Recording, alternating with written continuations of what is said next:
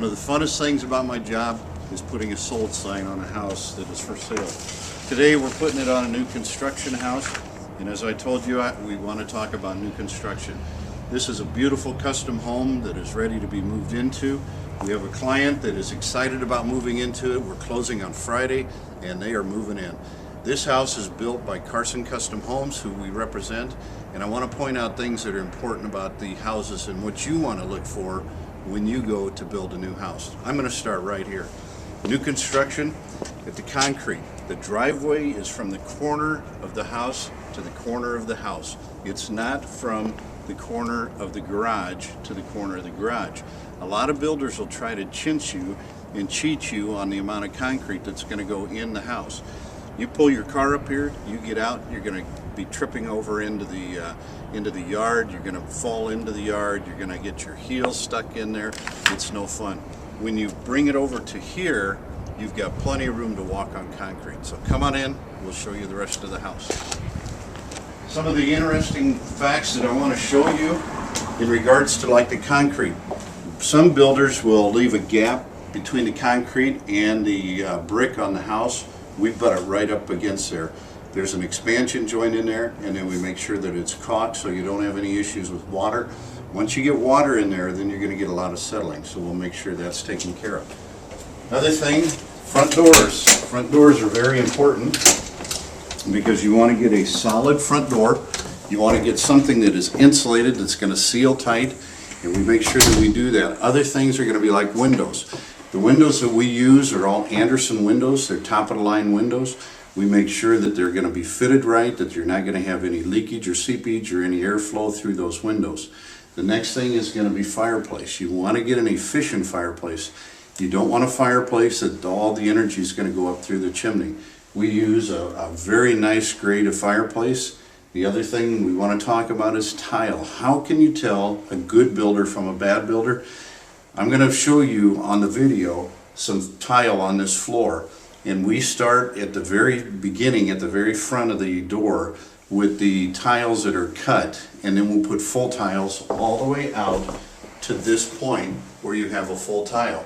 When you have full tile coming in and it's all centered, that's the sign of a quality builder. We're going to share other things. Point out to you. Actually, we're going to talk about three things today. One is the furnace. You want a high efficiency furnace. The builders that I represent use a minimum of a 92% efficient furnace. There's a lot of builders out there that use an 80% furnace. In today's market, you want high efficiency. How do you tell high efficiency? If you've got the PVC pipe on here, this is pulling in outside air. This will give you an indication that it's high efficiency. The other thing is your hot water heater.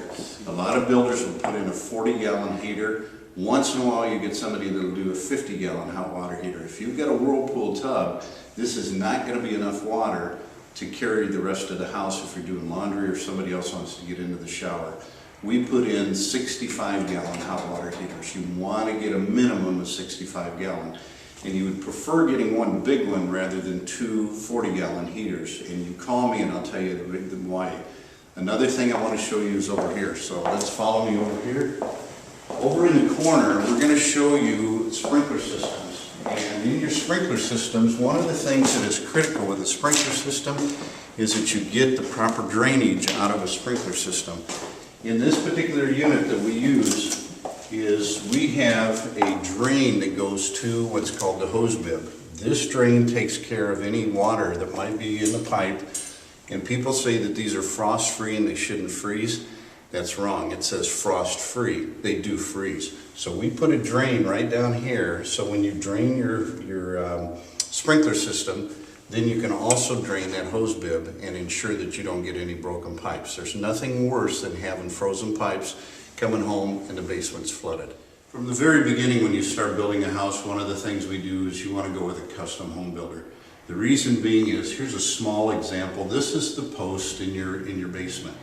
You want to design this so that when you use the rest of this room, you know what you're going to use it for.